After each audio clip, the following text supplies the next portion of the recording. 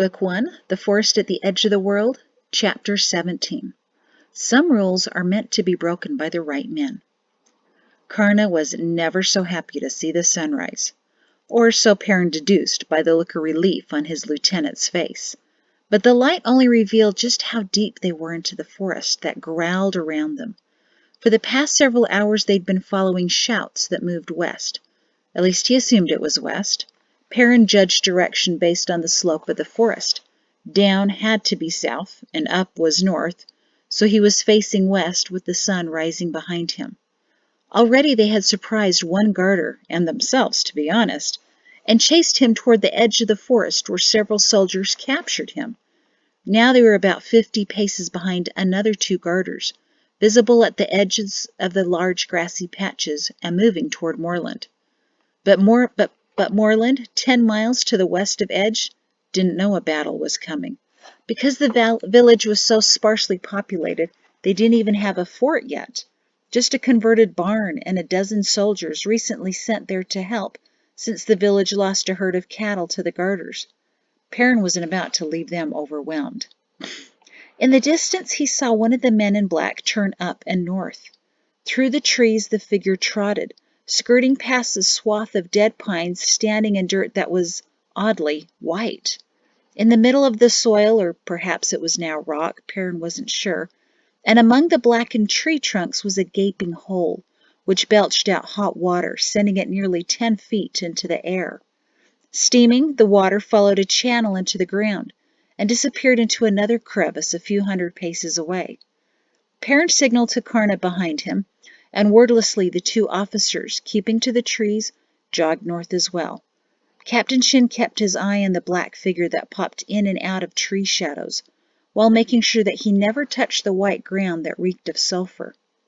He kept his other eye on the trees, though, trying to figure out why he felt so comfortable picking his way through them when he should have been terrified. "What should we do with them, Sergeant Major?" the young sergeant asked cheerfully as he and his men stood just beyond the tree line. Wiles stared in amazement at the garter bound by rope around his wrists and ankles. The man in black glared back at Wiles. "How was he captured?" Wiles asked, barely above a whisper. "Captain and lieutenant chased him right into our waiting arms," a corporal announced, grinning at the 3 other men. Wiles gestured lamely to the bound man.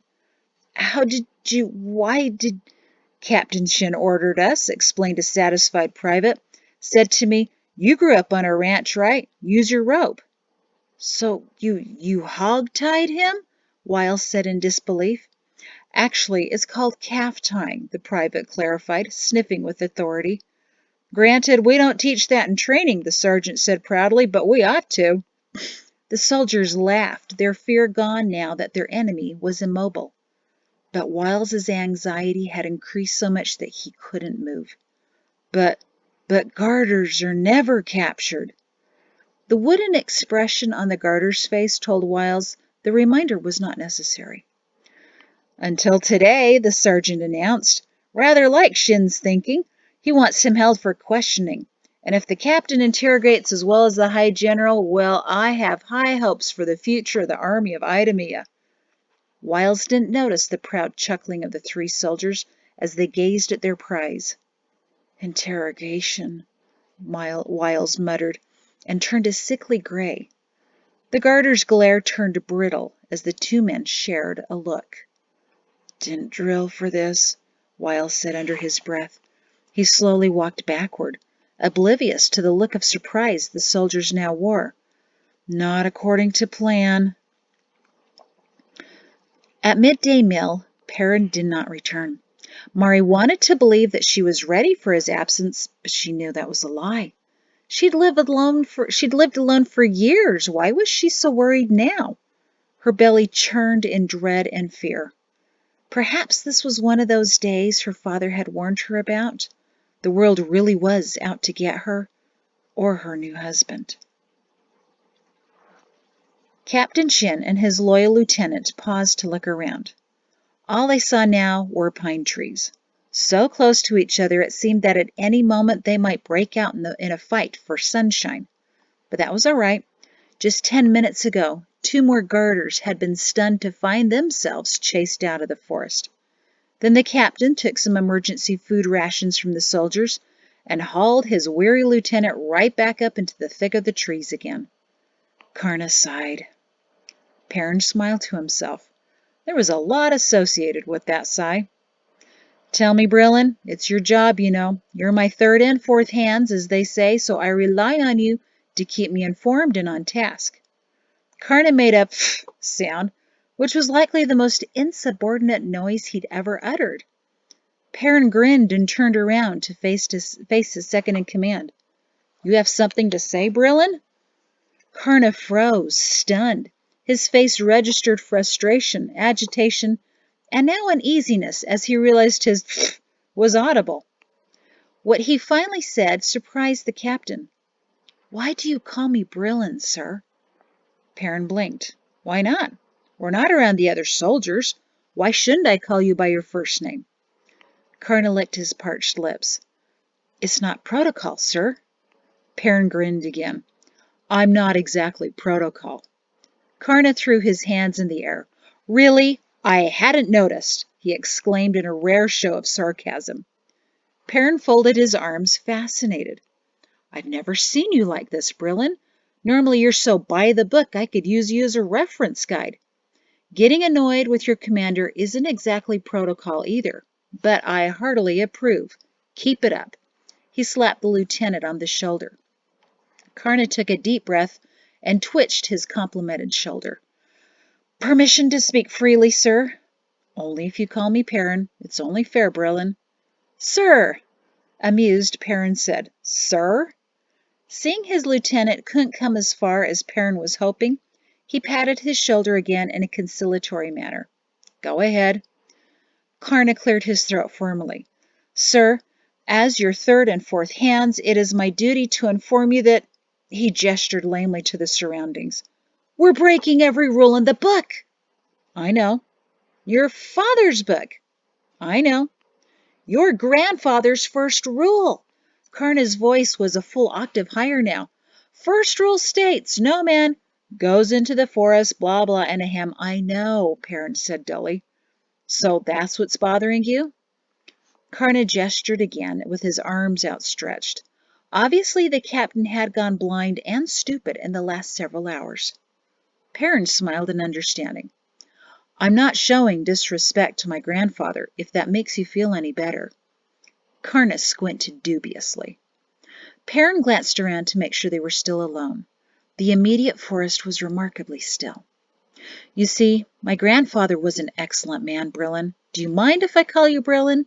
You better get used to it because you're also my second mind, and I can't refer to my own thoughts in a formal manner, so neither will I refer to you formally. As I was saying, he continued, ignoring the baffled expression of his lieutenant, my grandfather was an excellent man, better than most people ever knew.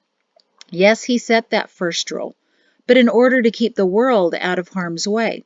He didn't want the common man, woman, child, or soldier risking their lives unnecessarily by stepping into the forests, hence the law. Which you have broken, which you tried to break several weeks ago, Karna reminded. His mouth opened and his eyes narrowed as a new understanding came to him. Which you intended to break for a long time now, haven't you, sir? You came to Edge precisely to enter the forests. If he feared his allegation would offend the captain, Karna was going to be surprised. Perrin merely shrugged and raised his eyebrows in reluctant confession. You did! Karna nearly shouted, forgetting to keep his voice down to avoid calling garters to their position. You came here deliberately to break the law. Sir! Seeing the worry in his lieutenant's eyes, he'd have to report his commander as non-compliant. Perrin put his hands on Karna's shoulders. With my grandfather's approval, I promise. Oh, that's convenient to claim, Karna snarled. He's dead. Perrin blinked at the outburst, and Karna slapped his hand across his mouth. That sounded so awful, sir. His voice was muffled. I'm so sorry. Perrin just shook his head and chuckled. Don't be. I'm quite enjoying this new display of independence from you, Brillin. And don't cringe like that to your name, just get used to it. You see, while my grandfather made the rules, he also had an interesting perspective about them. Some rules were meant to be broken by the right men. A rule may not be a good one, and it begs to be violated so that it can be replaced by a better one. Again, Kernis said, this time more carefully, that's convenient reasoning for violating the law. But that doesn't mean it's wrong, Perrin suggested. He looked off into the distance as if he could see beyond the 20 paces of dense fir trees. Sometimes the right man must go where no one else has dared. He may be the only one that can go over the wall, break down the door, go into the forest and see once and for all what's really happening. That's because he's the only one who can actually do something about it. Karna was silent for a moment, then eventually said, "Go over the wall, sir?" He glanced around, not seeing any walls. Perrin blinked out of his thoughts, ignored the last question, and glanced over at his lieutenant. My turn to ask a question. Why'd you follow me in here? Next to any other man, Brillin Karna would not have looked so short. He steeled his stocky frame before giving the answer, "Because I was following your orders." Fair enough, but you could have rejected my orders. No one would have blamed you. Karna raised his eyebrows. Obviously, you didn't see the look on your face last night. No one would have survived had I opposed you, sir, he remembered to add. Perrin chuckled. He wasn't sure why he felt so at ease in the trees. That should have alarmed him, he knew, more than the idea that he was, in fact, in the forest. Well, I'm glad you're with me. We've already had success, and I'm confident we'll have more. If we ever get our bearings again, he added in a mumble. The only thing I'm sure of is downhill. Everything downhill must be out. Karna mumbled something, too, as he gave the trees an agitated glare. What was that? Perrin asked. Karna's troubled, he heard me look, returned. I just, spit it out, Brillin, and stop grimacing. Karna gulped. Maybe I mentioned something about following your father's orders is more difficult than I anticipated, sir. Intrigued, Perrin put his hands on his waist. What orders might those be? From his book about command? From his instructions to me just before I left to come here. A corner of Perrin's mouth lifted into a subtle smile. Which were? Keep my son out of trouble, sir. He really said that to you? Along with other instructions, warnings, threats. Sounds like the High General, Captain Shin chuckled.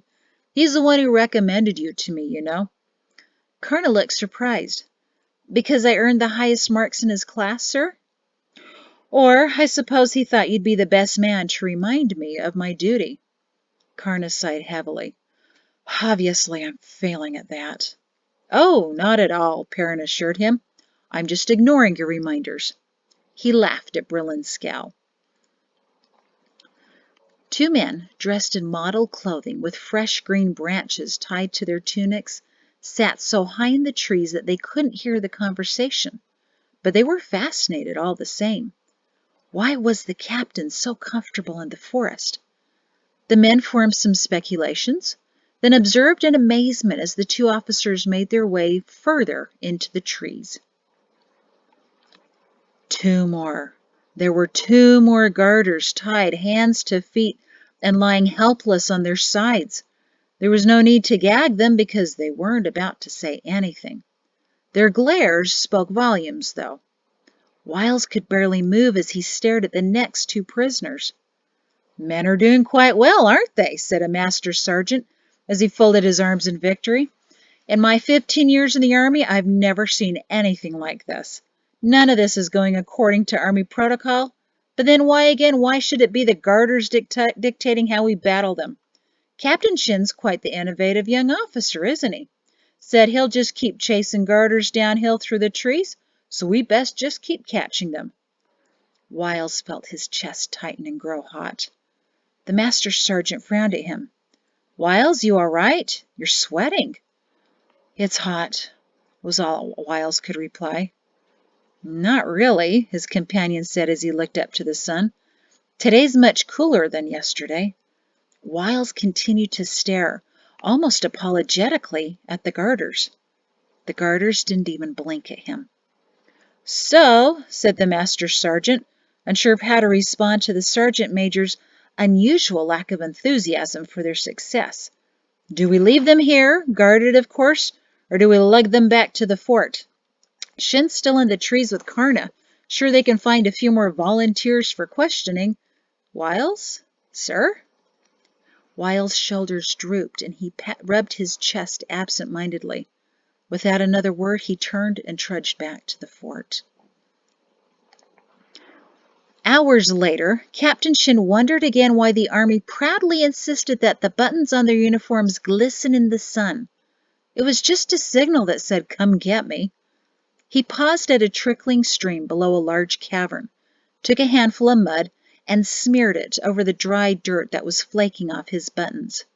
Lieutenant Karna crouched next to him and recaked his silver menaces as well. Perrin envied him. The darker hue to his skin allowed Brillin to blend in better with the surroundings. Perrin was tempted for a moment to rub some of the mud over his own gravel-colored face, until he had another thought.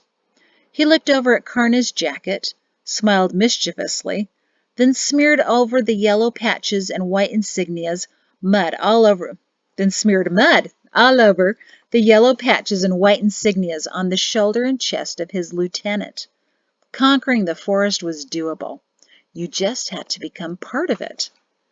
Karna raised his eyebrows in dismay at his jacket, but then he scooped a handful of mud and eagerly slapped it on the captain's shoulder. For good measure, he rubbed it in to dull the golden shoulder braid. Smiling, he mouthed, "Tell wife sorry." Captain Shin winced as he looked at his much more functional, yet filthy jacket. His wife. He hadn't considered her much since they'd entered the forest. His focus had been singular, his resolve unswerving. She didn't need his concern. She'd lived alone for years and probably hadn't even noticed he was gone. Might not even realize until dinner time. As he started to creep up the shrub-filled hillside, trying to catch sight of the garter they'd been following, he felt a gnawing in his stomach, and it wasn't just from hunger. Of course she would miss him. She was probably searching the fort right now, trying to find out where he went. It'd be ridiculous if she did, but Mari was the kind of woman who didn't care what kind of behavior was expected. She'd do whatever struck her as right and logical. Perrin shook his head to clear it. He couldn't afford to think of her right now. The best thing he could do was bring her home his filthy uniform, with him still alive inside of it. Shin and Karna continued to crawl up the side of the crevice, which produced such an awful stench, a mixture of sulfur and decay, that the two men wore constant scowls. But the forest really was traversable, Perrin considered, even if occasionally repulsive. Given enough time, he could map all of its secrets. First, uphill was in, downhill was out, usually. There were dips and valleys, he discovered, that flouted that rule, but he'd find them all. Second, he noticed that wherever there was danger, gaping chasms, sprays of hot water, stenches of sulfur, the trees didn't grow. Instead, the ground was barren and white, making it easily identifiable. Contrary to everything he'd been taught, the trees were the safest parts of the forest. But convincing the soldiers to overcome their generations-old fear of the woods would be an immense hurdle, but not impossible. Perhaps this is why his grandfather had pulled him aside when he was 12 and gave him the lecture of, "Some rules are meant to be broken by the right men. Perrin, you will be one of those rare right men." The garter they tracked was now on top of the crevice, and the captain and lieutenant crept among the shrubs below it toward the west side. The garter, dressed completely in black, was obvious in the sunshine, as he squatted between two white rocks and looked below him for any signs of activity. Shin stopped and held out his hand to halt Karna. Even with their attempts to blend in, the scrubby brush and the low rocks around them didn't offer much cover. The garter saw someone below and to the east side on the other side of the crevice. Perrin squinted in the sunshine and noticed another man in dark clothing climbing up to meet his companion. The first man gestured in the general direction of Shin and Karna. The second man nodded and turned to look toward the officers. Perrin held his breath and hoped Brillin did the same. The second man broke into a run and raced up the side of the crevice. "Been spotted," Shin whispered down to Karna, and he heard Karna quietly draw his sword. Perrin drew his too, but continued to crawl between the bushes toward the top of the cavern. "There!" he heard the man at the top of the cavern shout. The second man now reached the first, and together they began to rush down the other side of the crevice toward Shin and Karna's position. "Stay down, under that bush," Perrin whispered to Brillin behind him. As the lieutenant scrambled, Perrin crawled between more bushes and rolled away from the crevice. Within moments, the two garters arrived at the spot where the captain had been. They stopped and looked frantically around. Shin leaped to his feet, swung his sword, and caught the first garter with the flat side of his blade. He didn't want him dead. He wanted him for questioning. The man flailed as his footing shifted on the loose gravel below him, and he fell backward. His companion caught his arm as the first man began to slip on the edge of the cavern. "No!" the first garter shouted as he lost his footing and began to slide into the crevice. Karna leaped up to his feet but stared in amazement at what happened next. So did Perrin, whose sword was raised to deliver another blow he'd hoped would render the garter unconscious. The second man nodded once to his companion and deliberately let him go. Without a sound, the garter fell into the groaning cavern below him. While Shin and Karna stared in shock that the garter let his friend drop to his death, the man drew his jagged dagger and lunged toward the captain. Perrin dodged out of the way and slashed the garter's arm with his sword as he passed. The garter spun around, furious to have been cut. Making a strange guttural noise, he charged at the captain. Shin sidestepped the garter, who overshot his target, barely stopping himself at the edge of the crevice. Instinctively, Perrin reached out to grab the man and caught his arm before he fell in. "What are you doing?" Karna yelled. "Let him fall!" "I want answers," Shin yelled back. The garter turned to Shin, delivered a frosty glare, and slashed at him with his dagger. Perrin released the man's arm to avoid being cut, and the garter fell back purposely into the crevice where his companion had just vanished. "No!" Perrin cried, looking over the edge. There was nothing more to be seen but blackness. Karna rushed over and shook his head as he stared down into the seemingly bottomless pit. "Why did they do that? They just quit. I don't get it, Captain." "Neither do I, Brillin. So many questions to ask them. Maybe that's why. They don't want to give answers." So what is the point of all of this? Why attack us if they're just going to commit suicide? They had a good chance at killing one or both of us. "Your confidence in me is overwhelming, Lieutenant," interrupted the captain. "I'm sorry, sir. That's not what I meant. It's just that I don't get it." "We've established that," Perrin said impatiently. "I'll tell you what's happened. The two highest-ranked officers in Edge are standing miles away from the fort in unfamiliar territory, staring into a crevice which no longer holds any danger for us. What we need to be doing, Lieutenant, is finding the rest of the garters and our men." Mari spent the afternoon standing in the vacant land next to the main fort road. She wasn't alone. Dozens of people came and went, none approaching closer than Mari had, and all speculating as to what was happening. She watched the trees and tried to see her husband among the soldiers, but she didn't dare approach the fort to interfere. There was a constant stream of horses and soldiers riding back and forth with accompanying shouting, so obviously something was going on. "Looks like a full exercise to me," decided a villager. "As if you would know. This is more than just an exercise," said a larger man in his 50s. "Right, Miss Murray?" He'd known Mari since she was a child, when he and his wife moved next door to the Patos. She'd always be Miss Murray. "I don't know, Mr. Archie," she confessed. "I haven't seen the captain since all of this started." He cleared his throat. "You haven't? You mean this might actually be the first garter attack in Edge in 30 years? Everyone with hearing distance took a step closer for Mari's response. She knew she had to make it a good one. But what she would say would travel through the village in less than an hour. Their perception of the situation was more real than anything they might be seeing. But all Mari could think to say was, I really don't know. As I said, I haven't seen the captain for 2 days. The news unsettled her as much as it did everyone else around her. She walked home, lonely and worried, when the sun finally set in the blood-red sky. As Mari blew out the candles that night, she felt a bit lightheaded with silly fear. In her hand, she kept the metal rod Perrin gave her, but she slept in fits and starts. By morning, she was so irritable her stomach couldn't hold any food.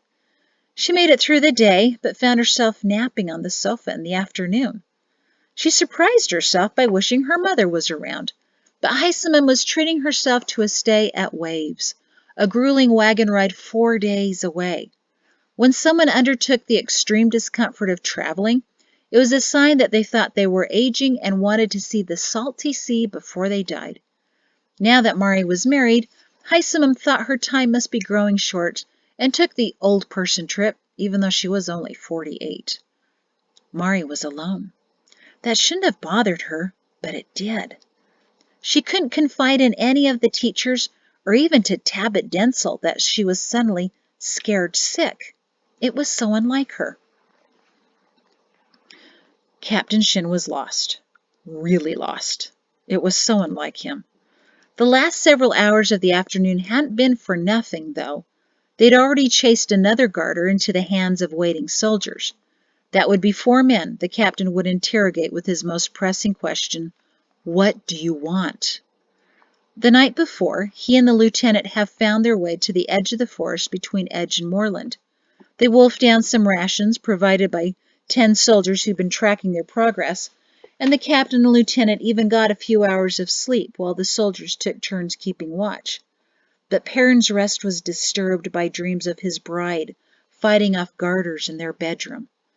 Even with the unprecedented garter captures, Shin still felt he was losing the battle. Battle? It didn't feel like a battle, but an absurd game, where only one side knew the rules and the other side tried vainly to figure out the players and the objective.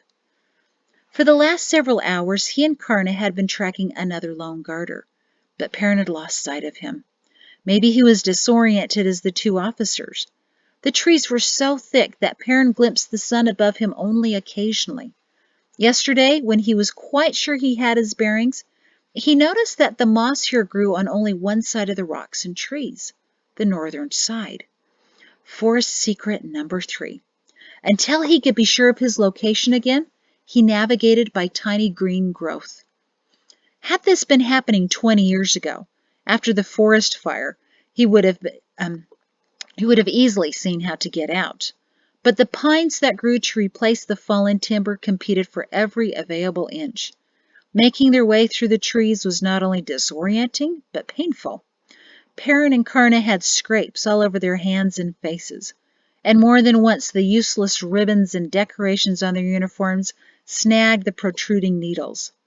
Several times the captain stopped to listen to the forest around him. Sometimes it was intensely still, not even the birds calling. Other times it was so noisy it sounded as if the entire ground below him was making ready to open up. But usually Perrin heard nothing that would help him. He looked to Karna for ideas, but the lieutenant would just shrug. The garters were out there. Perrin was sure of it. He could feel them, but not see them.